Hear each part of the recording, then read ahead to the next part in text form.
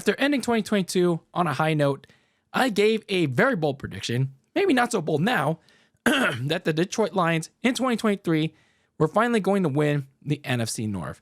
And man, last offseason, Detroit didn't slack around, fixing up both sides of the ball to gear up to that goal, especially considering there is no more of that bad man in Green Bay to haunt them anymore. So going into this past season for the Lions, it was pretty much their division to lose, their NFC North division to lose. Like the Packers, they didn't have the bad man anymore. The Vikings, they still had plenty of questions despite, them winning the division last year. And then the Bears, well, it's the Bears. So anyway, it was basically the Lions division for the taking. And when you look at this Lions team, like, oh man, like I can kind of rave about this team, because when you look at this team, they took a big step forward, especially when you look at this offense. And some people say, oh, it's a little bit of an overrated offense, don't you think? But when you look a little bit deeper, this was a very kind of like balanced team at least on the offensive side of the ball.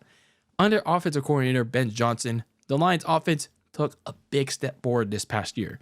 Quarterback Jared Goff had his best year since his Super Bowl year in 2018 with the Rams, if not better. He's aided by a supporting cast of running backs Jahmyr Gibbs, the rookie, and David Montgomery. They formed a great 1-2 punch, especially with Gibbs coming along late in the year. And then look at the receiving core. Amon-Ra St. Brown, obviously, he's been the Lions' tough top receiving option. But then you have second-year receiver Jameson Williams. He had a sloppy start once he came off that 4-game suspension. That was initially 6. But late in the year, he started coming along, became more than just a downfield receiving threat, but they started using him more in different kind of dynamic packages. And then also, of course, you don't forget tight end Sam Laporta, who was a popular target for Jared Goff in this offense. And then last but not least, you have this very strong offensive line that was one of the best in the league in just about every aspect, whether it's pass protection, run blocking, and that was even with all the injuries starting to pile up later down the road. So this Lions team was actually very balanced on the road to where they were going. And that was their first ever NFC North title ever. So it wasn't the easiest path for the Lions, because they did have a little bit of a rough early stretch, a little bit of a loss to Seattle, and then a little bit of a rougher couple of weeks in December, despite a mix of wins and losses here and there. But they came out of their rut to beat the Vikings on the road, clinched their first ever NFC North division title, and they managed to clinch their first division title in over 30 years when the Lions were in the now defunct NFC North, not the NFC North, NFC Central division. And that meant they got to host their first ever playoff game in Ford Field and their first home playoff game in over 30 years. So it was the first time since 1991 that Detroit got to host a playoff game. Kind of insane when you think about it. Over 30 years since they got to do that. And kind of insane when they get to do it against their old friend, their old quarterback, Matthew Stafford, and his new team that they traded him away to, the Rams. And they get a win against their old friend, Matthew Stafford. So that was just the cherry on the top for this Lions team, because the Bucs went on to beat the Philadelphia Eagles on that Monday night of that wild card weekend. And by virtue of that, Detroit got to host another playoff game, that being the Bucs. And it was a hard-fought battle between those two teams. And, well, the Lions fought them off to reach their first NFC Championship game since that same year, 1991.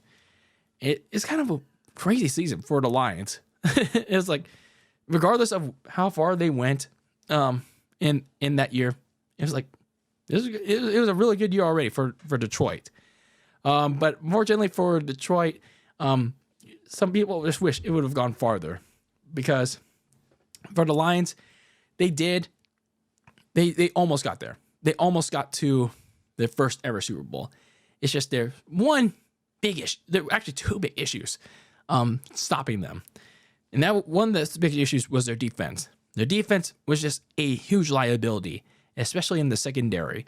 Even if it didn't result in touchdowns at times, their corners just gave up way too many explosive plays to put up them in such spots like in the red zone.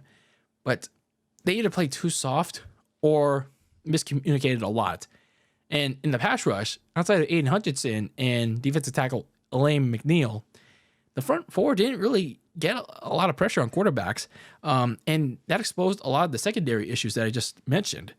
And then there's also head coach Dan Campbell. I mean, look, I actually love Dan Campbell as the Lions head coach. It's just that, his over-aggressiveness can really pay the price on this team. Some of that was evident when they lost to the Bears in Week 14, and there were a couple of other instances too, like in that Week 2 loss to the Seahawks. So Dan Campbell can get a little too over-aggressive when he goes for it on fourth down. Like, he is like a very aggressive fourth down head coach. Like, he wants to go for it. And that was very evident in the NFC title game against the San Francisco 49ers. Like, they were up big in that game, 24-7 at halftime. And they were just one half away from going to the Super Bowl.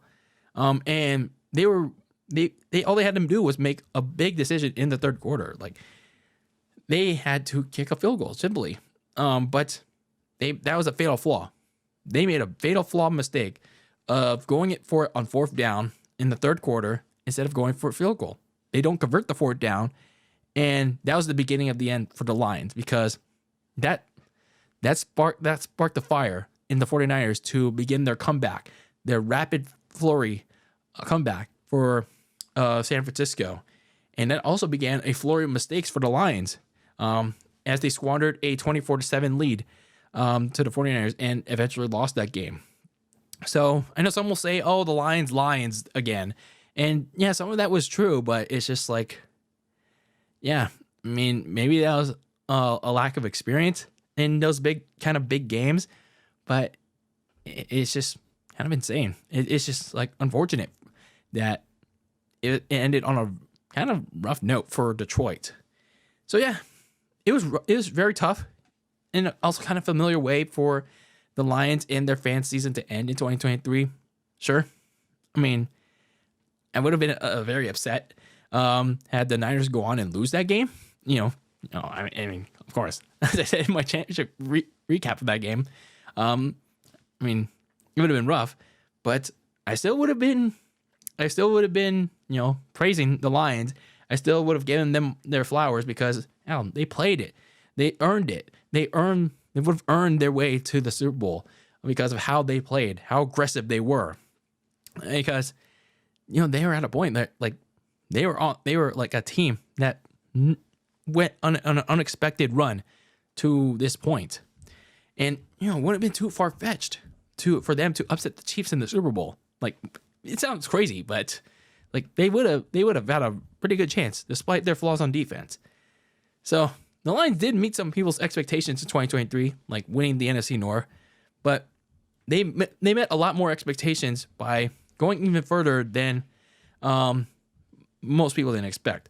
Even if they didn't close the deal, they put the rest of the NFL on notice by going to the NFC Championship game, going 12-5, and pretty much saying that these aren't the same old Lions anymore.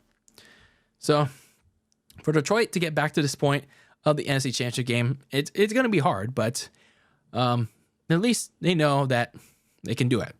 They can do it. So looking at their offseason so far, they started with around $52 million in cap space. They do have the 29th overall pick in this NFL draft, so they have to decide what they want to do with it, who they want to draft. Looking at some of the key free agents, there were a few notable ones, like Jonah Jackson at guard. He did sign with the LA Rams. CJ Gardner-Johnson at safety. Interestingly, he signed back with the Philadelphia Eagles. Kind of a choice there. Corners Emmanuel Mosley and Cameron Sutton. And receiver Josh Reynolds, one of the key receivers for Jared Goff. He went to the Denver Broncos. So looking at some of the moves that they already made, they re-signed guard Graham Glasgow, Emmanuel Mosley, and kicker Michael Bagley. They also traded for Bucs corner Carlton Davis, for a six round pick in return for a 2024 third round pick. So they kind of addressed the corner spot that they needed to, because Emmanuel Mosley also got injured last year. And then in the interior defensive line, they also signed a tackle in DJ Reader from the Cincinnati Bengals, and an edge rusher from the Vikings in Marcus Davenport. So that defensive line kind of solidified of sorts, but they still need to fix that part. And that brings me to what they still need to address this offseason. And that is adding a long-term starter at edge rusher opposite Aiden Hutchinson. Now, like I said, they signed Marcus Davenport from the Minnesota Vikings, but Davenport has had some issues staying healthy, as evident with this one season with Minnesota and his later seasons in New Orleans. So until he can prove that he can stay healthy, Detroit should use one of its first 2 draft picks on finding a running mate for their star pass rusher in Aiden Hutchinson. Like, they have to think long term with this pass rushing group. I mean, at least one of the options, at least. And then they have to find a replacement for Jonah Jackson if one's not signed already. I don't think one's signed already, right? So the Lions, they have to address his replacement because, they need to continue to beef up one of the best offensive lines in the league. So they should find one if they haven't drafted one yet in the NFL draft. So the Lions, they took a big step forward in 2022, and they took an even bigger step in 2023 by almost clinching a Super Bowl berth, their first ever one in their franchise history.